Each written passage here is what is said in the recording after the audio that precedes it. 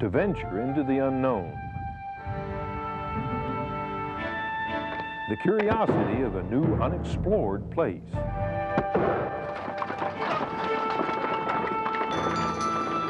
The wonder of discovery. That was the enticement to those brave or foolish enough to cross these mountains and venture here. We seek not to follow in the footsteps of the men of old, but rather to seek what they sought.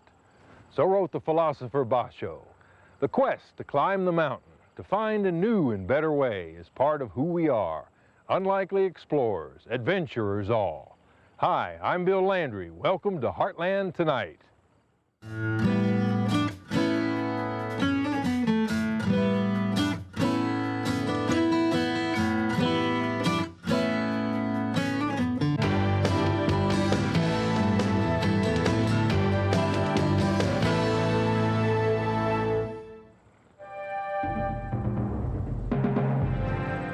Following in the footsteps of those who came before is one thing. Striking out alone, braving all danger, laying new ground, that's something else entirely. That is the legacy of the adventurers.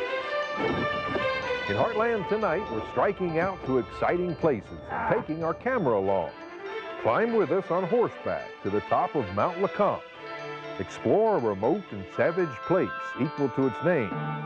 Join a special lady on her daily constitutional to the top of Mount LeConte and search for a giant, tomato. To follow in the footsteps of the men of old, sometimes you have to take a boat. Here we retrace the route of an historic waterway, Knoxville's first creek. Around here somewhere. It was the lifeblood of early Knoxville and may be our most important historical landmark. With historian Mark Wetherington, we will voyage down First Creek from its meager beginnings on Black Oak Ridge in Fountain City all the way down to the Tennessee River. Historical curiosity brings us here. How has First Creek changed since James White settled along its banks more than 200 years ago? A canoe may not be the best way to find out. Think we can move it? I don't know.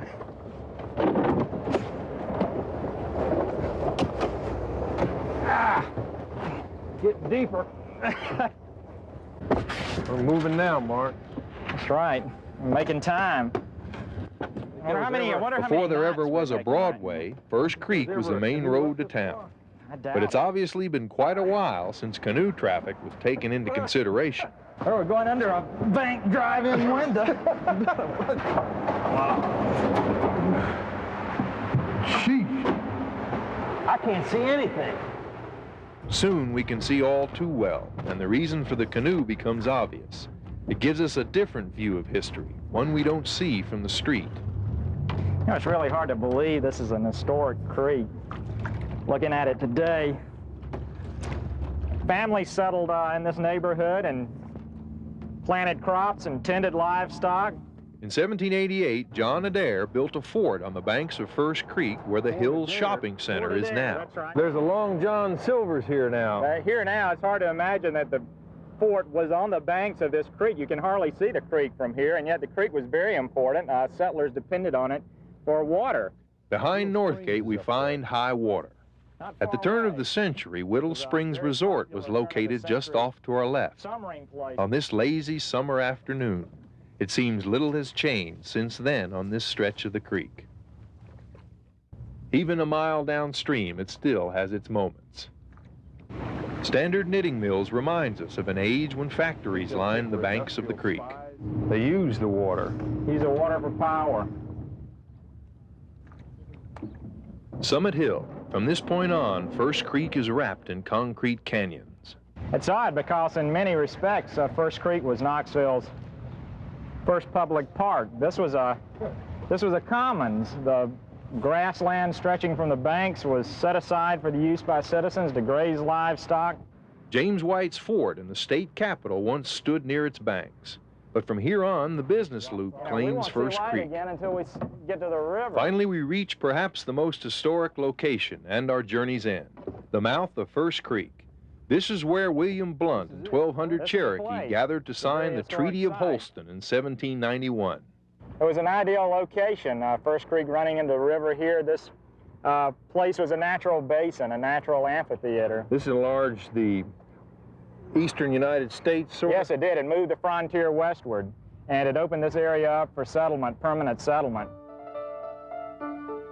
We don't recommend you take this trip, but we're glad we did, if only to remind us what 200 years of neglect can do to a waterway that was once vital to us. A thought we carry with us as we enter a much larger stream, the Tennessee.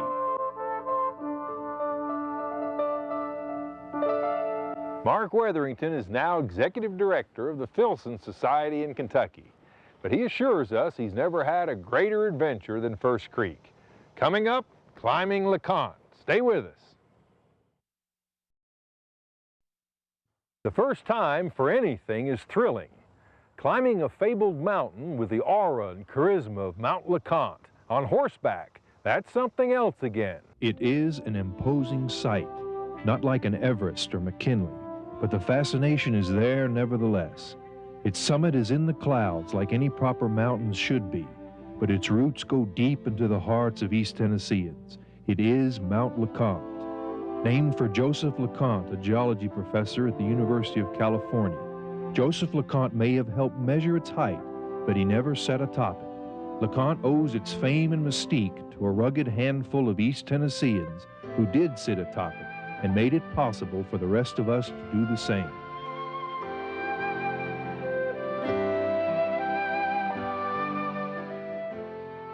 Even today, hiking up LeConte is a strenuous task. We'll go by horseback, but it's still no joyride. The Rainbow Falls Trail is the one we take, one of 5 to the lodge. Paul Adams started the LeConte Lodge back in 1925. He built it for the visitors studying the Smokies for national park status. But it was Jack Huff who in 1926 began building cabins and changing a rescue station into a mountain retreat, one of the highest in the eastern United States. But we have far to go. Our journey has only begun. Past the old stone fences and rotting logs we ride, climbing past the pre-park pioneer homesteads that remain like shadows of a time and a people long since gone.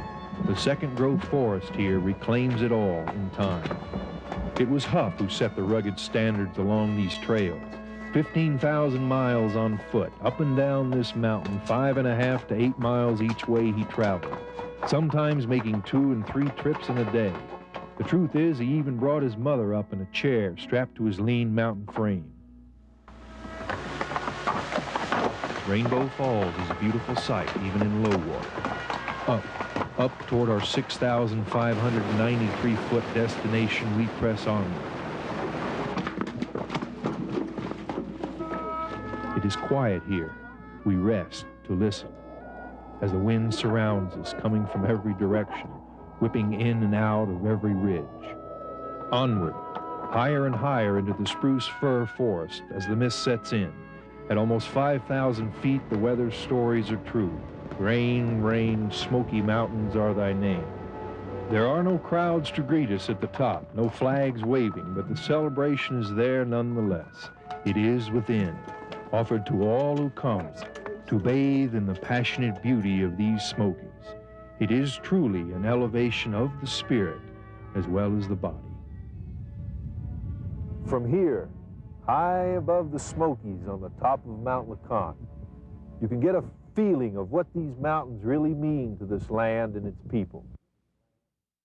Next up, a rugged wilderness as savage as its name. That's where we're headed when Heartland Tonight returns.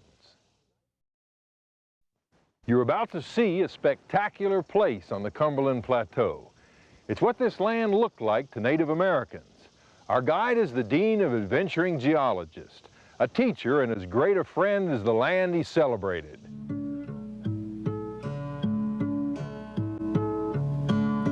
It wasn't named for its appearance, although the description certainly fits.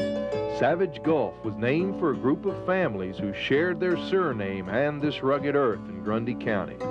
Plateau land similar to this has been heavily logged and mined, but a property dispute over a railroad spur kept the Saws from laying a claim to Savage Gulch. Down a gorge older than the Grand Canyon is the heart of this wilderness.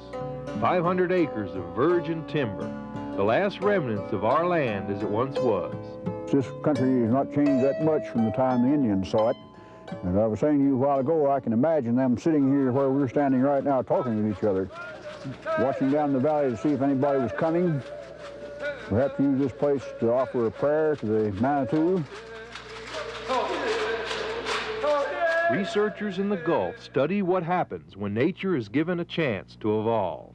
The area embraces 1/3 of all the plant species in the state. The rock layers allow geologists to trace its origins to the days when the Cumberland Plateau formed an ocean beach, when East Tennessee was under a vast body of water. These are old beach sands. We can still see here on some of the surfaces the old ripple marks where the current swashed back and forth and mounted the sand into troughs and ripples. The sea withdrew and the sand hardened and preserved these shallow water markings made by those ancient currents some 200 million years ago, perhaps.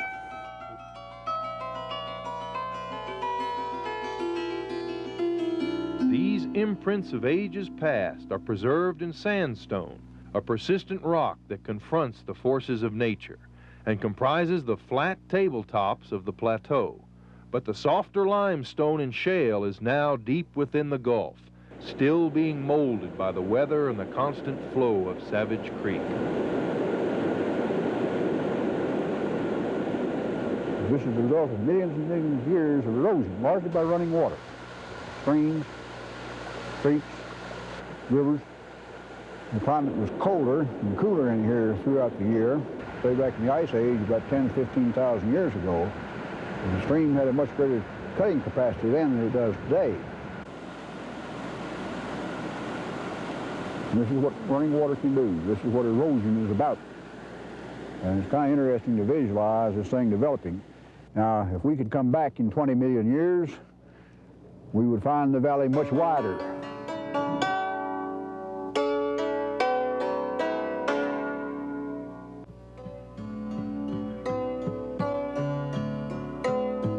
Over 11,000 acres that form Savage Gulf is now owned by the state, and the 500 acres of virgin timber can only be seen under park supervision. It remains a fragile forest that has endured time but is defenseless against the effects of mankind. It's 800 feet straight down to the bottom of Savage Gulf. Here stand giant tulip poplar trees and hemlocks that date back to the days of Christopher Columbus. Here you can feel the timeless beauty of nature in a land that man has spared.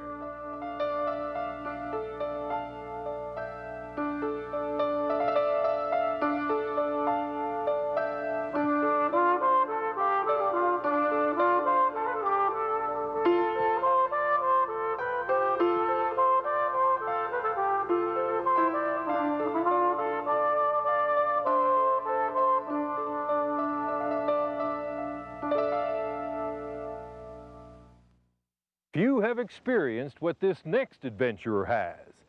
She's a mountain hiking legend who has journeyed to the top of Mount LeConte nearly 800 times. Come on along. This is Arch Rock. It's been here, I'm sure, millions of years.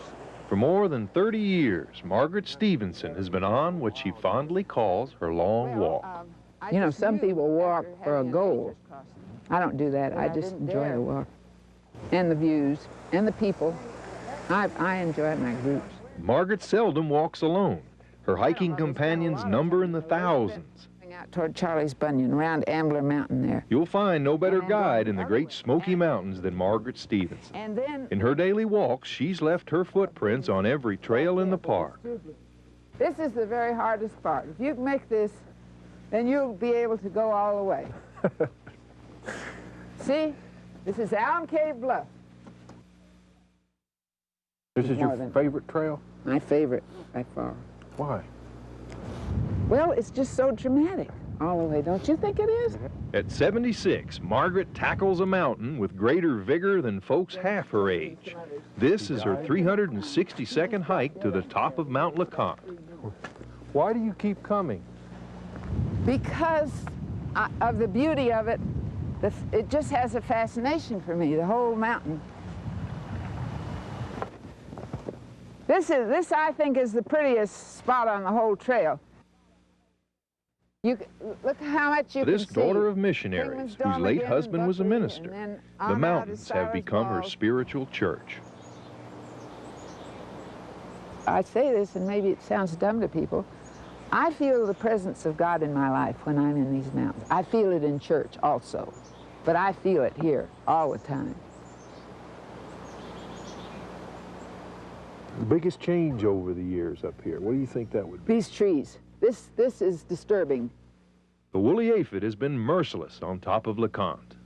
It's the balsam firs that are dying, and each time you come up, you almost can count how many more trees. Just look up here. Look at that view. Finally, we've reached our destination, LeConte Lodge. Hello, hello. Somebody's cooking, I bet. How do you do? To the staff at the lodge, Margaret is an old friend. To the newcomers here, she is soon a new one. It's a fun time, isn't it, kids? The people who get here are, as I would say, really super people. Dinner at 6. Hey, how you doing? Glad to see you. Margaret is the unofficial goodwill ambassador of Mount LeConte. Teacher, mountain sage, and spiritual guide all rolled into one.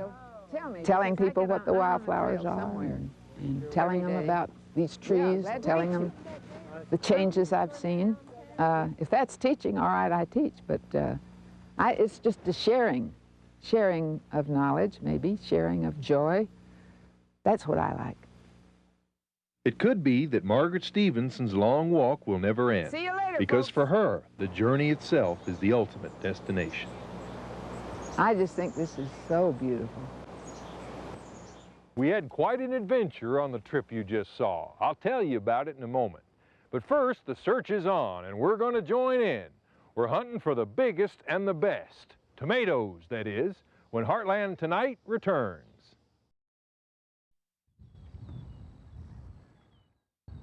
Certain adventures rely on exact timing.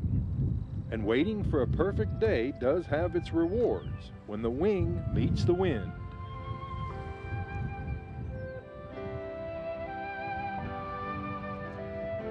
I'm a time-taking kind of guy.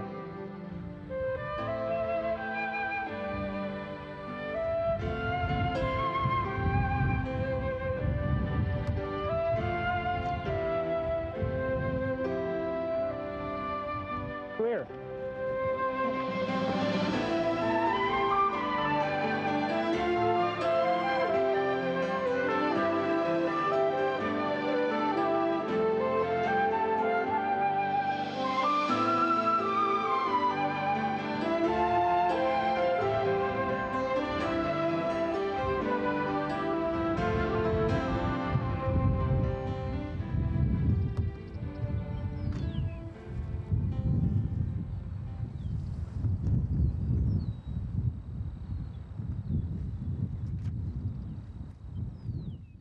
We came across some strange and wondrous sights on this next adventure.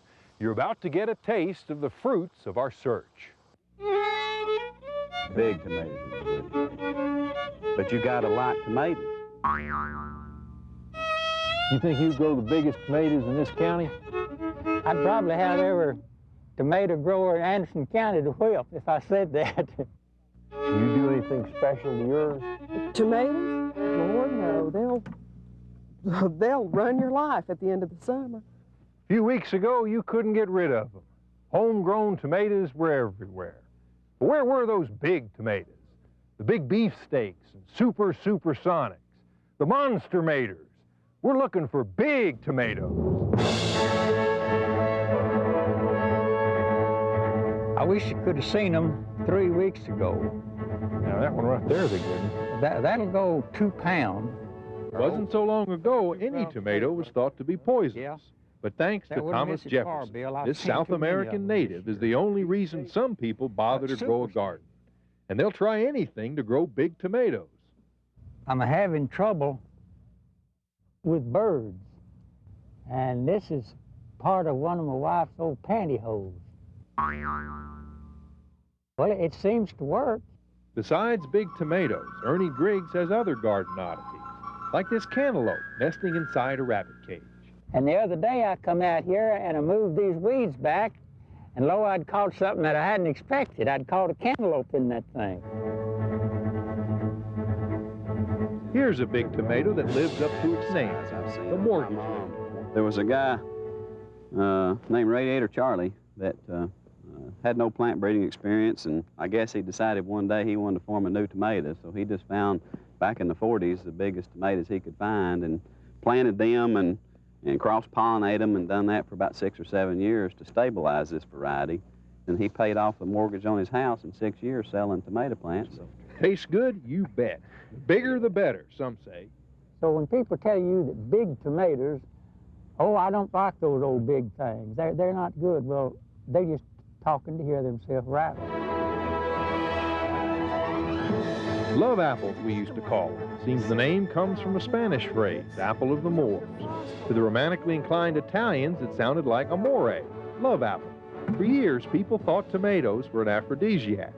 They do stir feelings of love in some of us. Now, I'm proudest of these Italians, you know. Susan Campbell likes the cute little varieties. You can open up that can 2 or 3 years later, and this tomato will taste like it did coming off the vine. Is this big as you grow? Oh, no, that's just a common size. Finally, we found the biggest of the big at Jim Neville's place, and we gave it to the governor, who seemed impressed. No word yet on the taste. It's a big tomato. 3 pounds. Okay. Not joking when I told you I had a 3-pounder. This big tomato search has inspired us to verse. But we should be glad. It's all a little sad, because in no time at all, homegrowns, big and small, will all be gone, and it's store-bought here on. It's thrilling to get to visit places where few get to go, and to share these adventures by taking our camera along. Oftentimes it's exciting, and it's not always pleasant, like the end of our trip to Mount LeConte with Margaret Stevenson. We enjoyed ourselves so much we forgot that it was getting dark and we didn't have a flashlight. We were on a day trip. So Doug Mills, our cameraman, walked on one side of Margaret. Margaret was in the middle and I was on the other. We had to hike back down the mountain very carefully in pitch darkness, but we made it. Don't try it. Those mountains are dangerous. We were lucky. We hope you'll join us here on Channel 10 for further adventures and maybe learn a little bit more about the people and their land. See you next time.